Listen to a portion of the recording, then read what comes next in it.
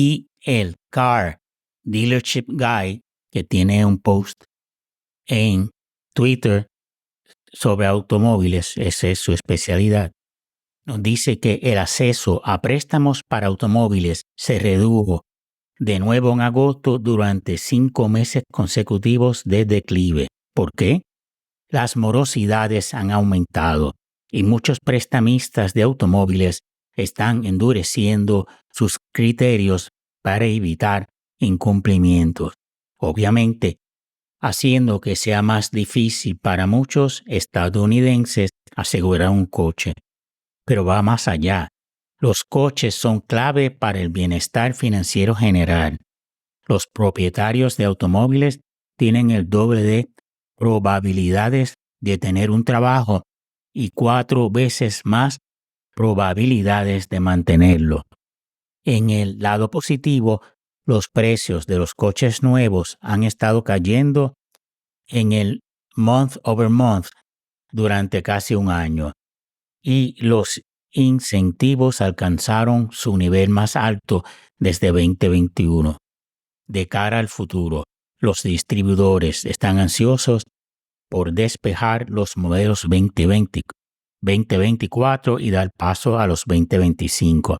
Y con el endurecimiento del acceso al crédito, es probable que haya más incentivos creativos en camino. Interesante, ¿no? Ok. En el periódico, y esto sí que me da risa, primera hora del día de ayer, del 10 de septiembre, están un análisis del pueblo o la ciudad, como te quiera llamar, de Comerío. Y es una ciudad con una población solamente, según el censo 2020, de 18.883 personas. 46.6% vive en el nivel de pobreza.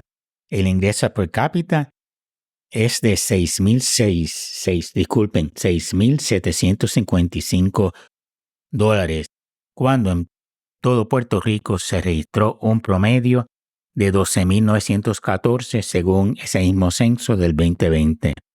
Y la población ha disminuido con el pasar de los años, nos dicen cuánto ha disminuido, y la agricultura es su mayor actividad económica, especialmente el cultivo del tabaco. Y tiene el río más largo de Puerto Rico, que es el río La Plata. Entonces, ponen un artículo de 2 páginas simplemente para decir que muchos de los residentes quieren que hagan fábricas allí. Bueno, eso es una ciudad medio aislada. Así que dicen que hay muchos locales cerrados en el pueblo y lo que quieren muchos de ellos es que abran fábricas. Eso tiene que decidir el gobierno, si los empresarios. Y si ven que allí no hay oportunidades, que a lo mejor no hay la mano de obra diestra, etcétera, entonces no me dicen que antes las fábricas, que la mayoría de las que estaban en esa época, hace unos años atrás, estaban ocupadas por empresas, principalmente por la industria de la aguja. Ya eso, fíjense eso pasó ya hasta ahora Vietnam, Pakistán, Bangladesh, China. Así que están soñando con pajaritos preñados. Eso, olvídense eso, que eso no va a pasar. Hay también que están hablando aquí, que también quieren de ama de llave. Estos son los que cuidan a las personas mayores en sus casas y que no ha podido contratar más personas de eso de amas de llave. Así que eso es lo que hay con esa pequeña ciudad en el interior de Puerto Rico. Señores, muchas noticias ¿por qué? Por las elecciones. Y ya que estamos hablando de vivienda asequible, el candidato a comisionado residente del difunto, casi difunto Partido Popular, sometido unas propuestas y todas son una payasada. En primer lugar, quiere dar, copiándose de Kamala, la candidata a presidenta por el Partido Demócrata de los Estados Unidos de $25,000 a la adquisición de primer hogar. En primer lugar, aquí en Puerto Rico, un país en quiebra, a menos que no reciba ese dinero directamente del Congreso de los Estados Unidos, lo veo bien difícil. Y fueron 3 propuestas que él puso. No le dice eso, aseguró que impulsará la iniciativa de la vicepresidenta y candidata a la presidencia de los Estados Unidos, Kamala Harris, para aportar $25,000 en la compra para la primera vivienda. Y entonces dice que estas propuestas que presentó ayer, hoy estamos a lunes, así que hoy estamos a miércoles, así que esto fue, este periódico es del lunes, por eso es que el pasado la presentó ya. Y ayudarán, dice, a la juventud, sobre todo a los primeros compradores de un hogar, a los veteranos. Los veteranos reciben buenos incentivos de un hogar, a los veteranos, a las víctimas de violencia doméstica, a las personas de bajos ingresos y a la industria de la construcción para la compra de su primera vivienda. En primer lugar, eso tiene que construir viviendas de precios bajos y eso es imposible hoy en día con los precios del cemento. Y eso lo dicen ingenieros, gente que tiene compañía en construcción, que los precios del cemento están por el cielo, por la oferta y demanda. Y él dice que se comprometió a impulsar la inclusión de Puerto Rico en la propuesta de Harris, de eso de $25,000. Y como dice Kaiser aquí, recordó, y cito lo que él dice, en estos momentos se estima que entre 350,000 y 400,000 propiedades en Puerto Rico son de alquiler. En muchos casos porque la gente no tiene los recursos para comprar un hogar. Claro, aquí mucha gente tiene negocios de casas de alquiler. Yo conozco a una persona que tenía como 6 o 7. Las compraba y le añadía un apartamento o las dividía en 2 apartamentos y ahí se ganó su buen dinero ahí alquilando a precios asequibles y bajo la sección 8 para personas de bajos ingresos. Y eso de $25,000 lo veo difícil que el Congreso de Estados Unidos se apruebe a Puerto Rico. Pues esto tiene que ser, no es que Kamala lo defiende y es una de sus propuestas, pero eso tiene que ir como todo al Congreso, a la Cámara de Representantes y el Senado para su aprobación en caso de que gane Kamala Harris. Y también depende de la composición de cada cuerpo. Si los representantes siguen ganando la Cámara de Representantes, veo difícil que esa propuesta de ese tipo pase el sedazo de la Cámara de Representantes. ¿Qué más quiere? Adquiere un apoyo al HR House of Representatives 3238, el Affordable Housing Credit Improvement Act del 2023. Eso aumentaría los créditos contributivos para la construcción de viviendas de interés social. Fomentaría desarrollos para viviendas de veteranos, zonas rurales y zonas con altos niveles de pobreza. ¿Y eso dónde va a construir eso? A altos niveles, vamos a decir Santurce, pero eso no van a permitir los planificadores locales que destruyan medio Santurce para construir vivienda de interés social. Eso tendría que ser en un área lejana de la ciudad, que tenga transportación pública, lo dudo, pues entonces sería la propiedad, el valor de la propiedad sería altísimo.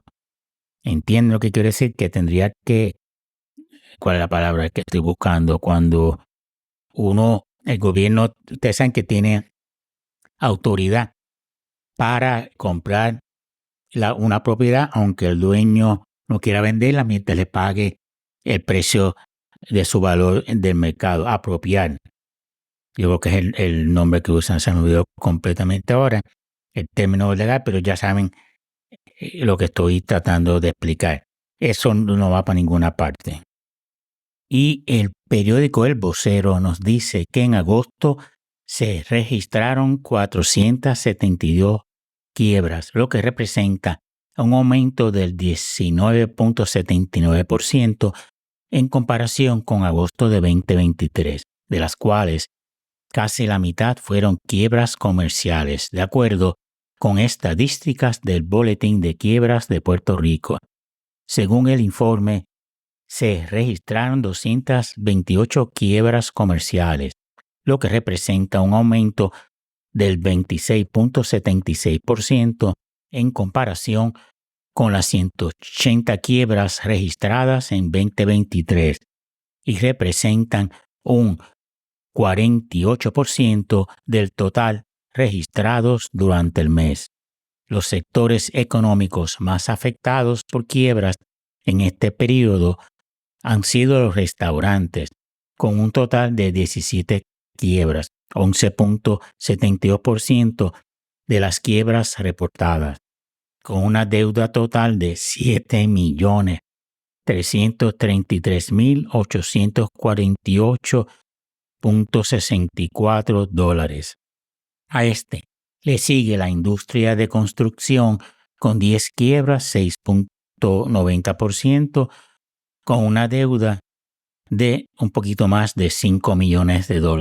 Agricultura con 7 quiebras, 4.83%, con una deuda de $7.612.621.69.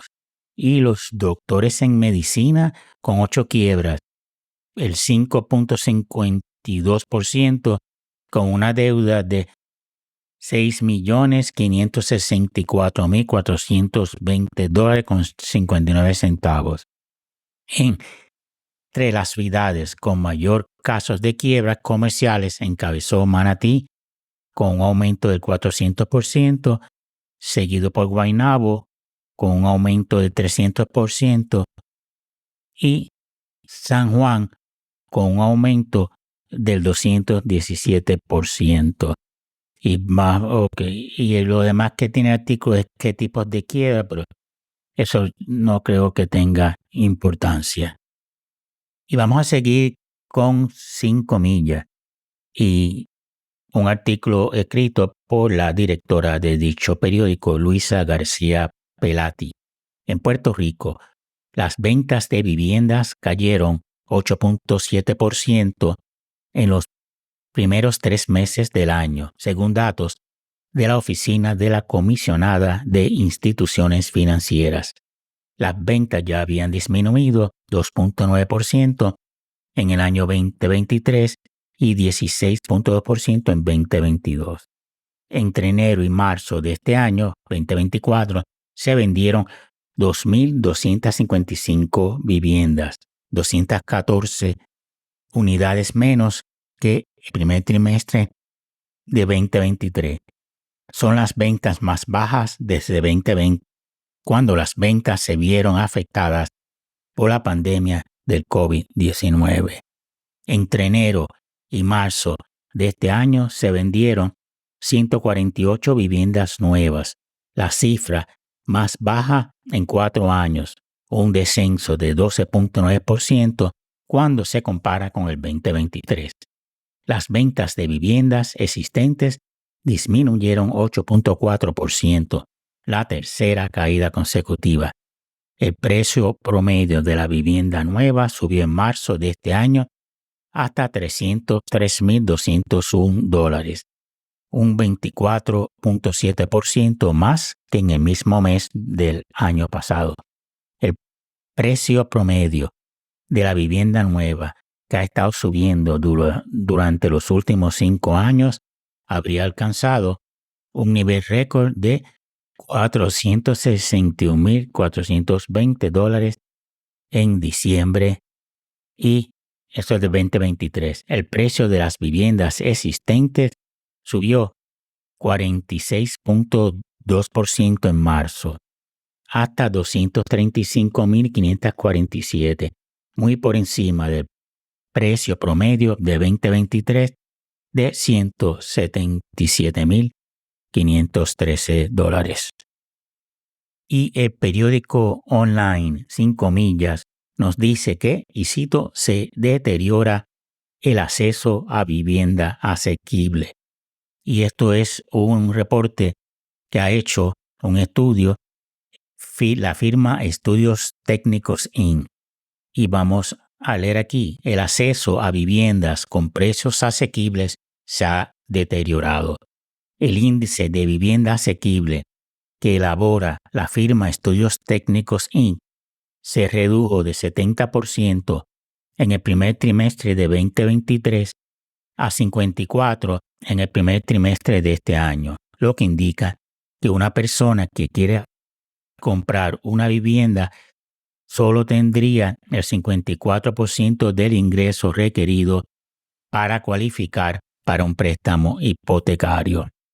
El índice mide si una familia típica que contribuye con un 20% de pronto pago para la compra de una vivienda cualifica o no, según la mediana de ingreso para un préstamo hipotecario.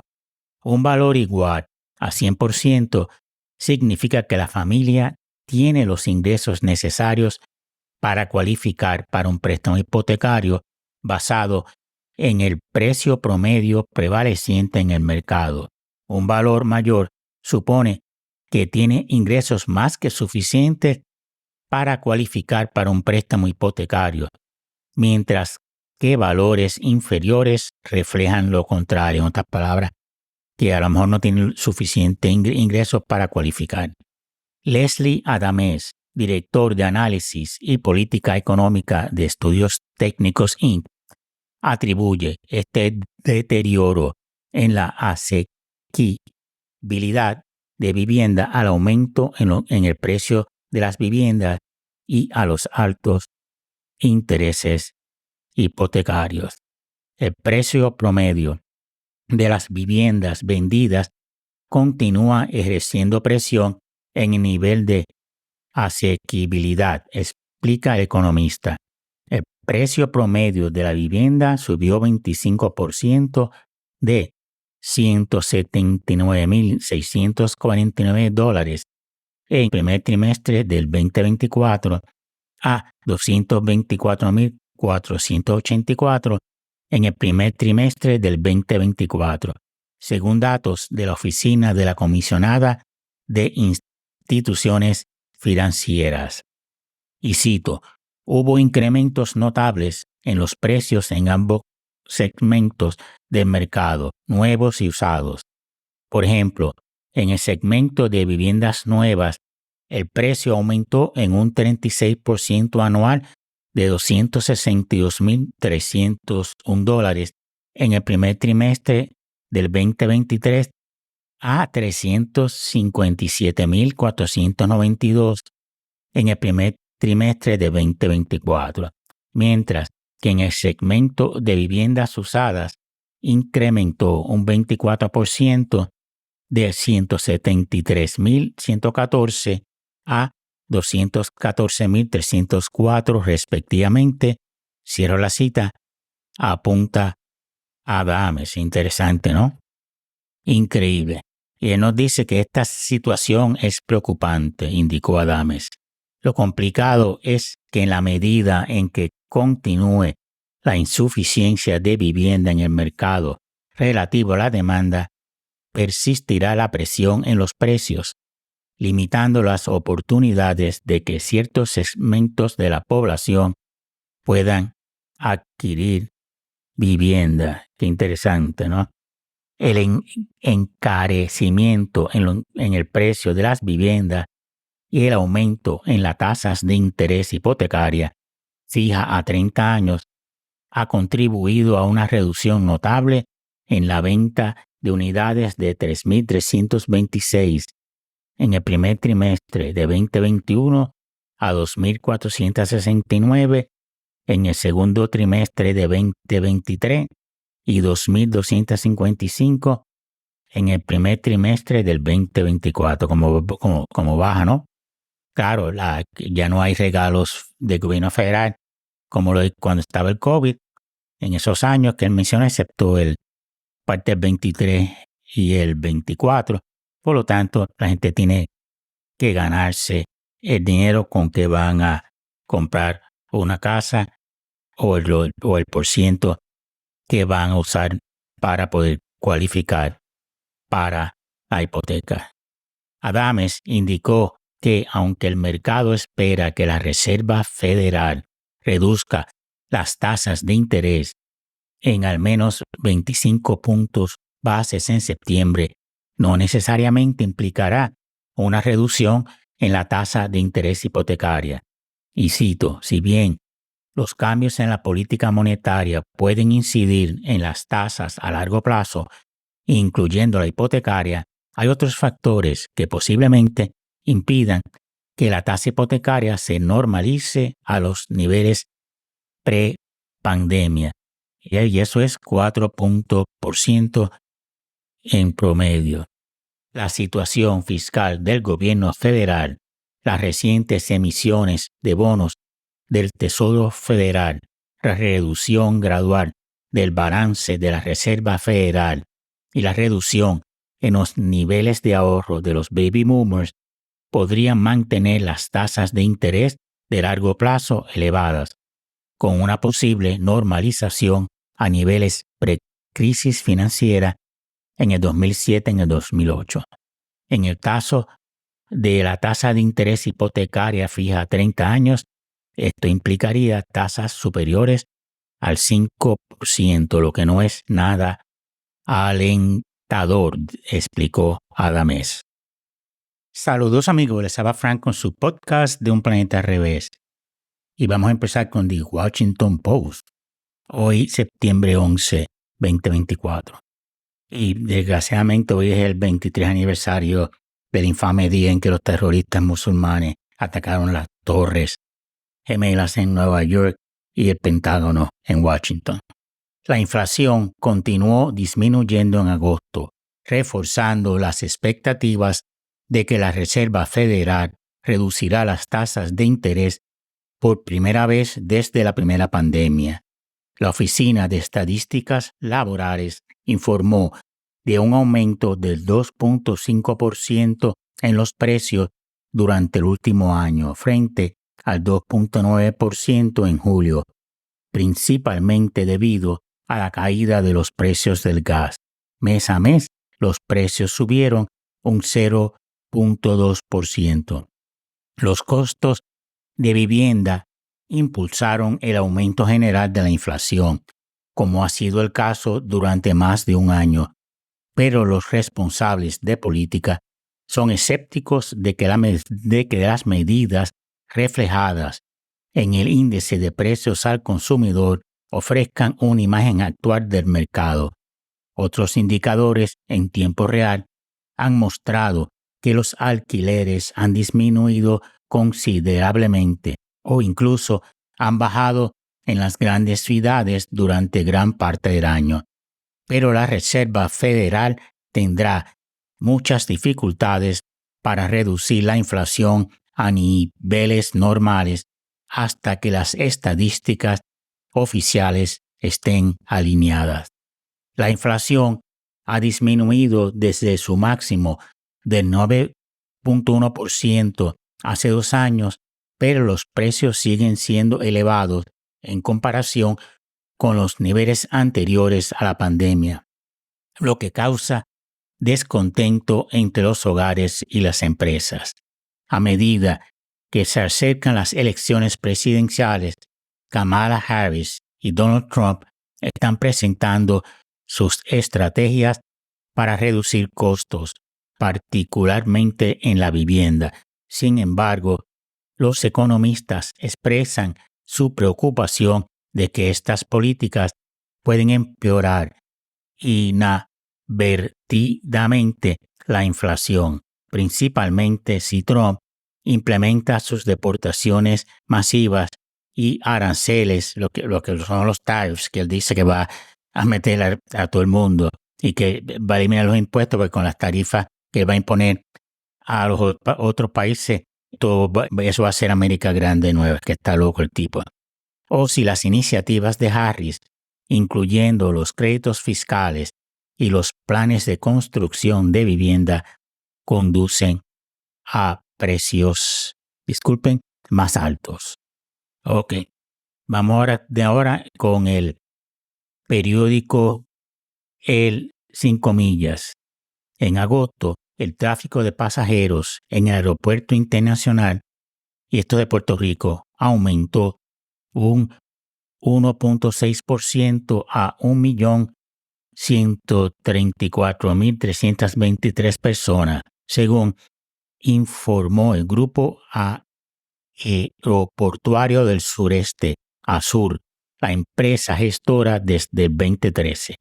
Esto marca la tasa de crecimiento más baja en casi 2 años, influenciada por una disminución en los viajes entre Puerto Rico y los Estados Unidos, que cayó un 0.7% a 990.742 pasajeros.